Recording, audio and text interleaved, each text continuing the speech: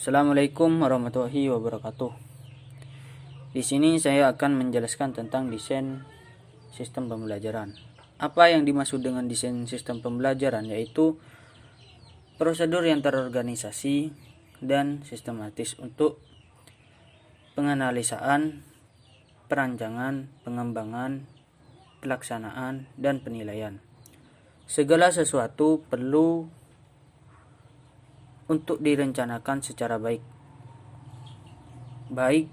di dalam suatu pembelajaran.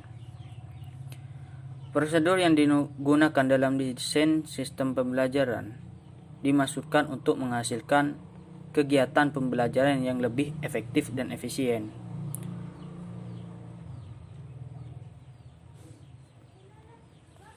Para pakar teknologi pendidikan telah banyak mengembangkan berbagai model desain sistem pembelajaran, baik model sistem makro maupun desain sistem mikro. Dalam penggunaan model tersebut disesuaikan dengan kebutuhan pembelajaran yang akan diselenggarakan. Dalam desain pembelajaran dikenal beberapa model yang dikemukakan oleh para ahli, yaitu model berorientasi kelas, model berorientasi sistem, model berorientasi produk, model prosedural, dan model melingkar.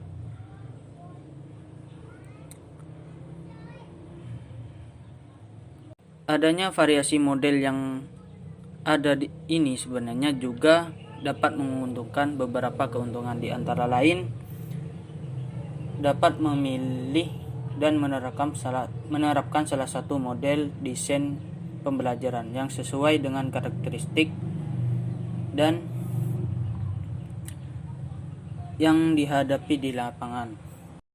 Selanjutnya yakni pengembangan pendidikan, teknologi pendidikan.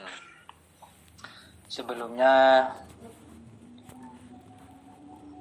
teknologi pendidikan merupakan suatu studi dan praktek etis dalam upaya memfasilitasi pembelajaran dan meningkatkan kinerja dengan cara menciptakan, menggunakan, atau memanfaatkan dan mengelola proses dan sumber-sumber teknologi yang tepat.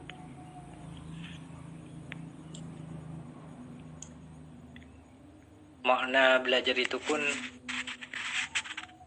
merupakan suatu rangkaian proses interpretasi berdasarkan pengalaman yang telah ada.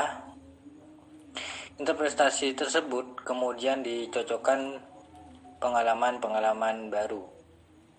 Efektif seringkali berdampak pada efisiensi, yaitu hasil yang dicapai dengan penggunaan waktu, tenaga, dan biaya seminim mungkin. Namun apa yang dimaksud dengan efisien sangatlah tergantung pada tujuan yang hendak dicapai. Efisiensi dalam gerakan pengembangan instruksional sistematis didefinisikan sebagai menolong peserta didik mencapai tujuan-tujuan yang telah ditetapkan sebelumnya, yang diukur dengan evaluasi struktural.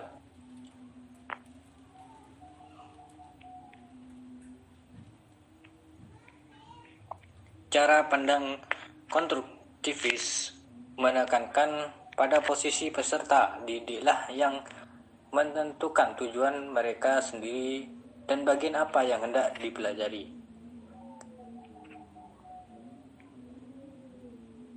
Konstruktivisme cenderung mempersoalkan perancangan lingkungan belajar daripada pentahapan kegiatan pembelajaran.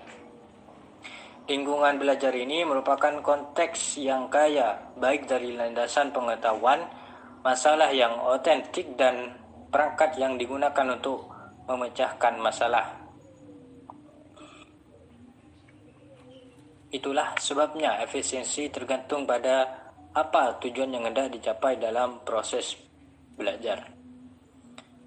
Sementara kata performance atau kinerja merujuk pada dua hal yang saling berkesinambungan. Yang pertama yaitu kemampuan peserta didik untuk menggunakan dan mengaplikasikan kompetensi baru yang telah dicapainya. Bukan hanya sekedar mendapat pengetahuan kemudian stagnan, namun pengetahuan itu meningkatkan kompetensi dan kompetensi tersebut dapat diaplikasikan secara nyata. Yang kedua yaitu selain menolong peserta didik memiliki kompetensi yang lebih baik, alat dan ide-ide teknologi pendidikan dapat membantu para guru maupun perancang pembelajaran menjadi tenaga pendidik yang lebih mumpuni. Itulah mengapa teknologi pendidikan menyatakan dirinya sebagai salah satu bidang yang punya kemampuan untuk meningkatkan produktivitas pada level individu, yaitu peserta didik dan tenaga pendidik hingga level organisasi. Artinya bahwa teknologi dapat meningkatkan peran pendidikan untuk memperbaiki kinerja dan kualitas manusia.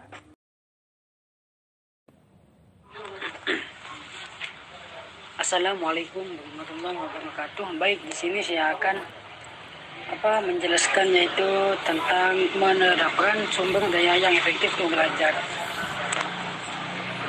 Nah, di sini di mana sebuah performa sumber daya manusia merupakan salah satu komponen penting dalam kegiatan sekolah. Nah, di sini ada 6 metode yang dapat saya jelaskan untuk menjaga bahkan meningkatkan SDM dalam kegiatan belajar. Nah, di sini yang ke satu yaitu ada pengalaman. Nah, pengalaman di sini adalah interaksi dua orang atau lebih yang memberikan pengembangan atau pelatihan dalam sebuah kegiatan pembelajaran. Yang kedua ada lingkaran belajar. Nah, di sini yaitu bisa dengan rapat maupun pemecahan masalah yang akan menjadi salah satu metode yang efektif dan efisien. Dan yang selanjutnya juga ada seminar.